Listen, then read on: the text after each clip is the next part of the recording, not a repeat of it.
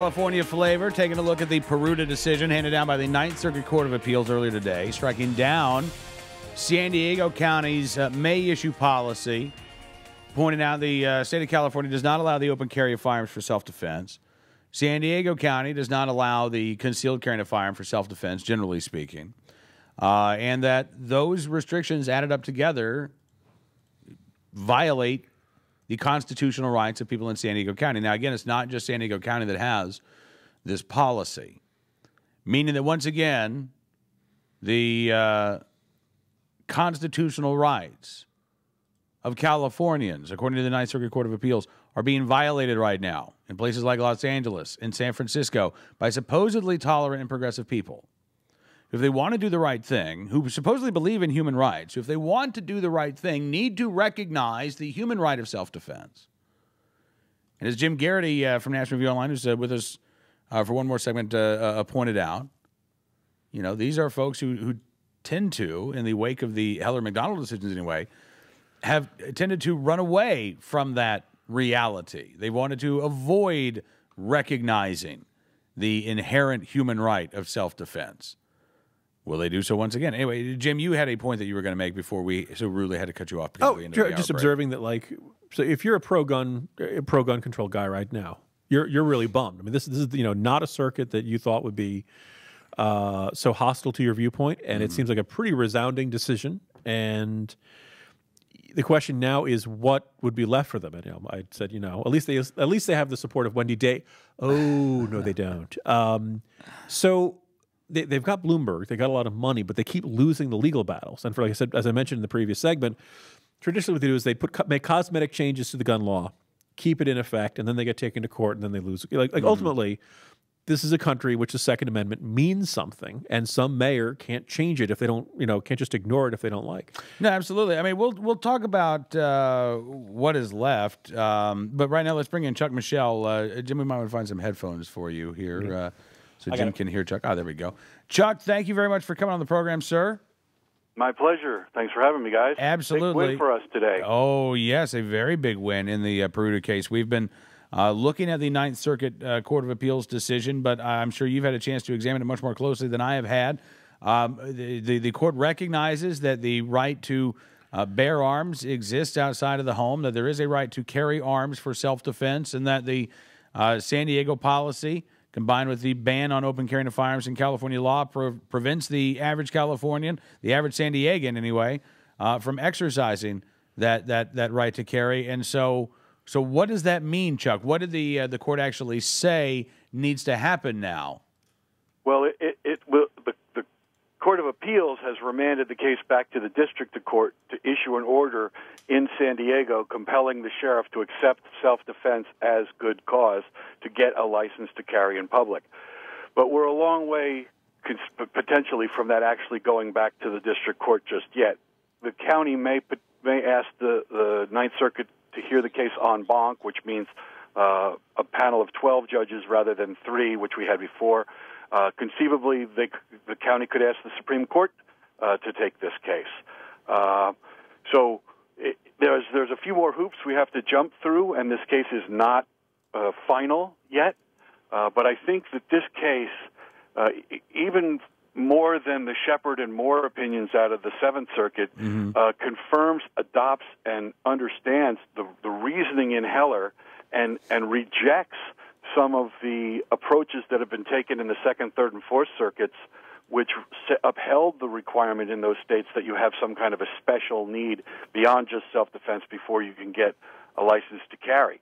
So it's a huge opinion in multiple respects. First, it rejects the whole notion that the Second Amendment is homebound, that the right to self-defense, your Second Amendment right, ends at your threshold. A lot of courts had been using that as a justification for upholding gun control laws. The Ninth Circuit does away with that preliminarily. Then it moves on to what the appropriate standard of review is, and it applies the Heller standard, which is a categorical approach rather than some kind of interest balancing thing where there's all kinds of room for mischief by the courts to put their thumb basically on the scales in how they weigh these competing interests of the government in public safety and the individual in the right to to self-defense. It does away with that, which is exactly what the Heller case said courts are supposed to do. They're not supposed to engage in that. And it called all the other circuits out for basically doing what Heller warned against. So it's gigantic in that respect. And it's important to remember that the approach we took in this case was very carefully calculated, and the court appreciated our approach. Our approach was there are some counties in California that accept self-defense as quote-unquote good cause to get a license to carry. Mm-hmm. And in those counties, the statutory scheme is being applied constitutionally with respect to what you need to get a permit. In San Diego and some other counties, like Orange County, where we already have a lawsuit there, which would, if Peruta stands, we'll win in Orange County too, and in Los Angeles and in San Francisco, they have this heightened standard, which is almost impossible to meet for what constitutes good cause. In those cities and counties, the requirement of that special need as a policy in implementing the state law, that policy is unconstitutional. So it's huge, not just in all of those cities and counties that require that special need in California, but also in other states in the Ninth Circuit that require some kind of a special need or some kind of a heightened justification to get a license to carry. And the first one that comes to mind is Hawaii, because they have a licensing system that is, in some respects, worse and more restrictive than California's. Well, absolutely. That's what I was going to say, is that this decision, and as you say, Chuck, invariably it's going to be appealed. The question is, where it will be appealed. Actually, let me take that back. Not invariably, because we saw the city of Chicago decide not to appeal the Seventh Circuit Court of Appeals decision striking down Illinois' ban on the carrying of firearms. So let me ask you, I guess, a more basic question. Is it possible that the San Diego County would just let this decision rest? It is possible. They're certainly going to have their arm twisted by Los Angeles and San Francisco, but San Diego has a sort of a dynamic political environment. It's not an extreme liberal kind of jurisdiction necessarily. Mm-hmm. Some pockets of it are, but the county itself as a whole really isn't. I'm not sure they're going to want to spend the money or take the risk of the attorney fee award on the back end of this. I mean, that's going to be millions if they keep going with this. So it's going to be very interesting. There's going to be, I'm sure, some very heated conversations, and probably Los Angeles or San Francisco will step up and say, we'll take it from here for you, or Bloomberg will, right. So that this issue isn't solely in the hands of the San Diego county officials on whether or not to take it up on appeal. But you're right. I mean, that's another benefit of just challenging the policy as opposed to the entire state law. Mm-hmm. And we've thought about that in San Diego. That county may not want to get this overturned. So it's going to be very interesting. I think we're also going to see some action in Sacramento as legislators trying to come to terms with what this could mean. I'm sure they're going to do what Illinois did and try and take another look at the law and maybe beef up training requirements or something like that to try and make it a little more difficult to get a license. But the big hurdle that everyone has always faced, which is this good cause requirement. I mean, you practically had to have a death threat signed by the guy who's threatening you, with a phone number and an address in order to establish good cause to get those licenses. I mean, if this decision stands, that entire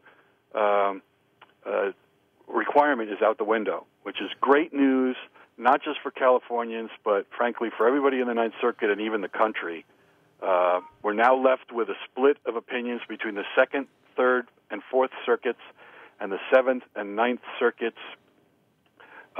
Something from one side or the other of that split is going to get up to the Supreme Court, and this judge, the panel that wrote this opinion, went to great lengths to carefully consider and carefully analyze not just the Heller decision, but the history and the cases that were cited in the Heller decision, and adopt the approach that the Heller court recognized. This is the case that has been the truest to the Heller approach really since McDonald came down, I think. You know, I've only had a chance to skim the decision, but one of the things that struck me, Chuck, is that the second, the fourth, you said, and what was the other circuit? The Fifth Circuit? Second, third, and fourth. Second, third, and fourth.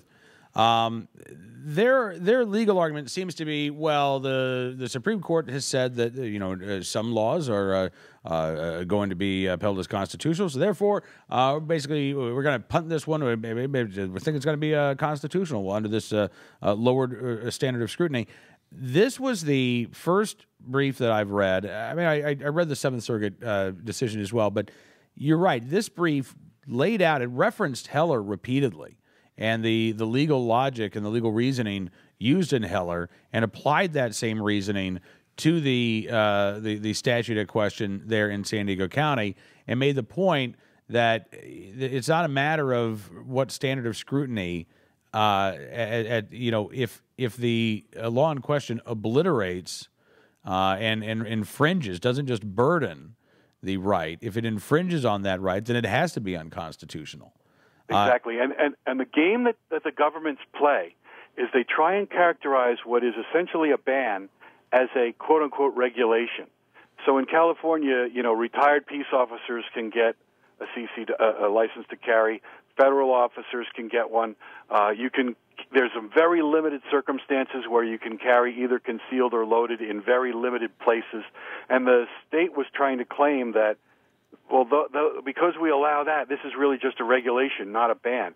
And this court, to its credit, saw right through that and said you cannot ban the vast majority of people from being able to exercise their Second Amendment right and do it under the guise of a regulation when it's really a ban. Calling out the difference between a regulation and the ban can be the difference between winning and losing a case. In this case, they saw right through that scheme, that argument that they made to try and give the courts an excuse to uphold the statute, which unfortunately the courts in Second, Third, and Fourth Circuit, they bought it.